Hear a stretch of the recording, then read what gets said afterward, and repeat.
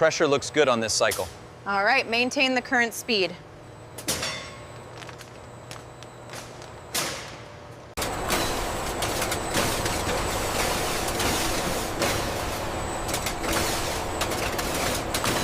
Check the vacuum seal on this one. Looks good. Scanning the label now. Inside this massive cold storage facility, thousands of pallets are kept at precise food-safe temperatures.